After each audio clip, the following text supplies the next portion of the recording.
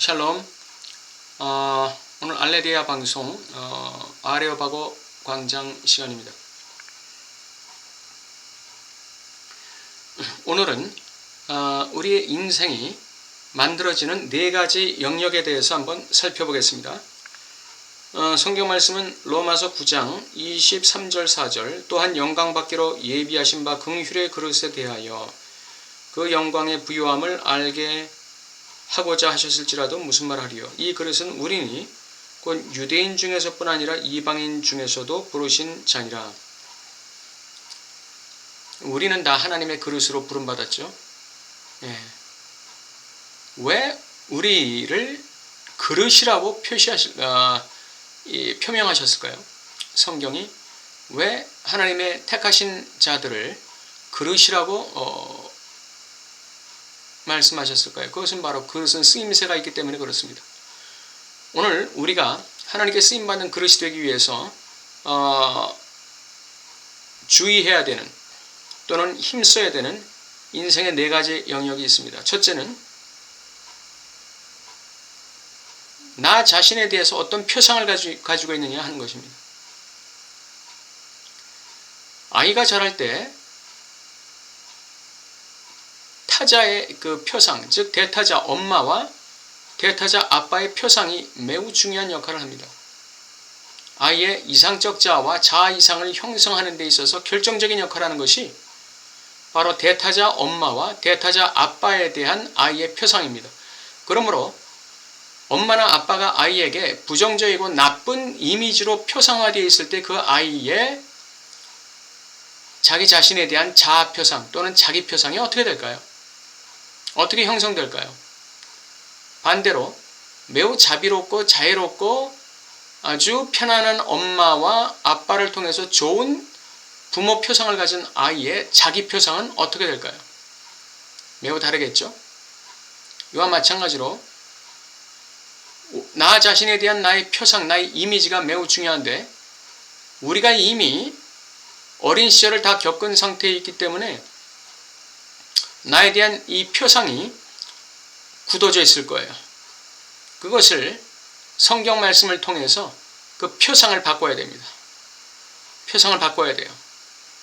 우리는 왕 같은 제사장이죠. 택하신 족속이죠. 그의 소유된 백성이죠. 이와 같은 성경을 통해서 자기 자신에 대한 표상, 이미지, 관념을 바꿔야 되는 것입니다. 표상이라는 것은 바로 자신에 대한 관이에요. 관. 자신을 바라보는 관. 또 자신에 대한 그 이미지. 나는 무엇이야? 나는 어때? 나는 어떠한 인물이야? 하는 그 자기에 대한 내 성격은 어떻고 내 인격은 어떻고 나 자신의 욕망은 무엇이고 나 자신의 소원은 무엇이고 꿈이 무엇이고 나는 삶을 어떤 방식으로 살아가고 나 자신에 대한 그런 여러 가지의 이 관념들, 이미지들, 이걸 표상이라고 하는데 이것을 성경의 말씀을 기반으로 해서 바꿔버려야 되는 것입니다. 우리의 언어가 표상을 만들어내면 우리의 이 뇌는 그것이 진짜인지 가짜인지 구분을 못하는 거예요. 그러니까 언어가 만들어내는 표상을 뇌는 그대로 수용하는 것이죠. 그렇기 때문에 가능한 것입니다. 과거에 엄마에 대한 표상이 안 좋았던 아빠에 대한 표상이 안 좋았던 상관이 없어요. 그런 건 문제시하지 마시기 바랍니다. 지금 현재 나에 대한 표상을 바꾸고 내 인생에 대한 표상을 바꾸시기 바랍니다. 성경 말씀을 통해서 성경이 말씀하시는 축복을 통해서 내 자신과 내 인생에 대한 표상, 이미지, 관념을 그냥 완벽하게 바꾸시기 바랍니다. 두 번째는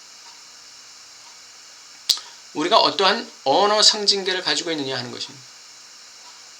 첫째는 표상이었어요. 이미지, 나 자신, 나 인생에 대한 이미지였고 두 번째는 나 자신의 상징체계입니다.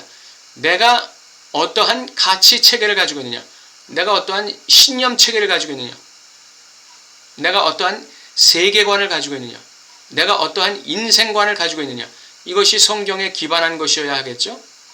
성경 말씀에 기반한 인생관, 가치관, 세계관을 가져야 하겠죠.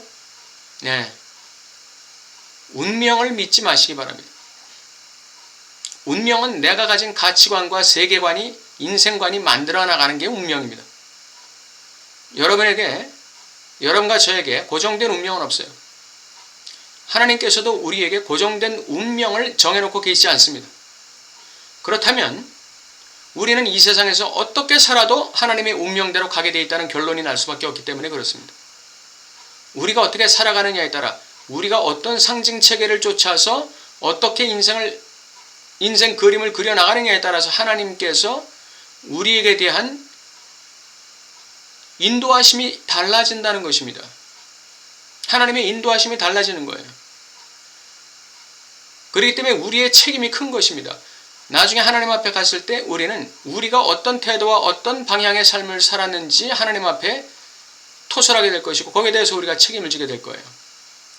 그러므로 내가 가진 상징체계, 즉 신념체계가 뭐냐, 가치체계가 뭐냐, 인생체계가 뭐냐, 인생관체계, 세계관체계, 사람을 어떻게 보느냐, 삶을 어떻게 내가 대하고 삶을 어떻게 내가 영위해 나가느냐, 어떤 가치 기준에 의해서 살아가느냐, 굉장히 중요한 것입니다.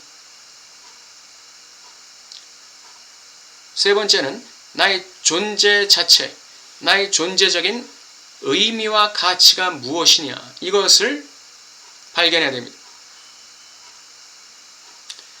나라는 존재 자체의 도대체 의미가 뭐냐, 내가 이 세상에 하나님의 호명을 받아서 이 세상에 부름받아 나왔다는 그 나의 삶의 그 의미가 뭐냐, 나의 삶의 가치가 뭐냐, 내가 하나님 앞에 어떤 의미가 있느냐, 내가 나 자신에게 어떤 의미가 있느냐, 내가 이 세상에 대해서 어떤 의미가 있느냐, 내가 이 세상이라는 삶의 현장을 살아감에 있어서 내가 타인에게 어떤 의미요, 나와 함께 살아가는 타인들에게 내가 어떤 의미냐, 나와 함께 공존해 나가는 이 세 세계, 이 자연에 대해서, 이 세계에 대해서 나는 어떤 의미를 가진 존재냐, 나는 나를 지으신 하나님에 대해서 나는 어떤 의미를 가진 존재냐, 어떤 가치를 가진 존재냐, 여기에 대해서 여러분이 깊이 묵상하시고 성경 말씀을 통해 고민하시기 바랍니다. 레비나스라는 사람은 타자의 윤리를 얘기했죠. 우리의 존재는 타자에 대한 책임을 완수할 때, 타자에 대한 책임을 시행할 때 우리의 존재의 본질이 결정된다, 이렇게 얘기하고 있어요. 우리 존재의 본질이라는 것은 처음부터 있는 게 아니다. 타자에 대해서 내가 책임지는 삶을 살 때, 이 세상에서 내가 책임지는 삶을 살 때 나의 본질이 만들어진다, 이렇게 얘기하는 거예요. 굉장히 성경적입니다.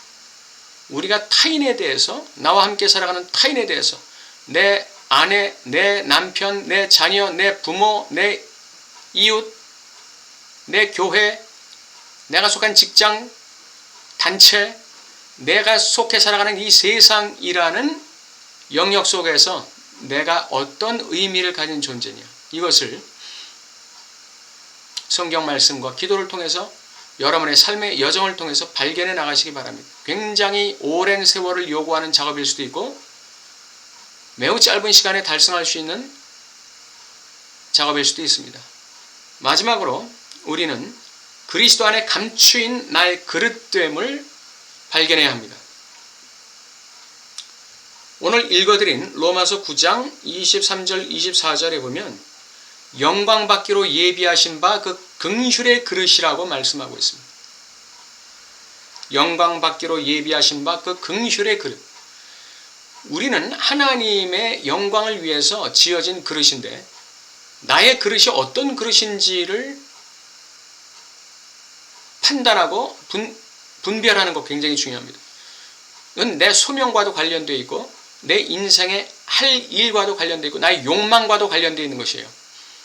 내가 어떤 그릇으로, 어떤 용도의 그릇으로 부름받았느냐, 내가 교수로 부름받았느냐, 내가 사업가로 부름받았느냐, 정치인으로 부름받았느냐, 예술인으로 부름받았느냐, 스포츠맨으로 부름받았느냐, 내가 어떤 그릇으로 부름받았는지 자신의 삶의 여정을 돌이켜보면서 하나님의 인도하심을 곰곰이 발자취를 밟아 나가면서 과거로부터 시작해서 지금까지 나의 삶의 여정을 곰곰이 생각하여 해보고 내가 무엇을 좋아하고 무엇을 잘하는지에 대해서 곰곰이 생각해 보시기 바랍니다. 그런 것이 없다면 지금부터라도 여러분이 그것을 관심을 가지고 한번 발견해 나가시기 바랍니다. 그렇게 된다면, 그것을 발견하기만 한다면 그 뒤로부터 여러분의 인생은 달라질 것입니다. 여러분과 저의 인생은 바로 하나님 안에서의 나 자신의 그릇됨을 발견하는 데서부터 우리의 삶의 질적인 도약이 이루어진다는 사실을 기억해 주시기 바랍니다. 여러분과 저에게 이와 같은 네 가지 인생을 만들어가는 네 가지 영역에서의 승리가 있기를 바랍니다. 나 자신과 나 인생의 표상의 세계, 그리고 나를 구성하는 언어 상징책의 세계, 내가 이 이웃들과 이 세상과 나 자신에 대해서 어떤 존재적인 의미를 가졌느냐 하는 영역, 그리고 하나님 안에 감추인, 그리스도 안에 감추인 나의 그릇됨이 무엇인가, 나의 그릇이 어떤 용도로 하나님께 빚어지고 있는가, 거기에 대한 여러분과 저의 끊임없는 고민과 성찰이 그리고 기도가 있으시길 바랍니다. 감사합니다.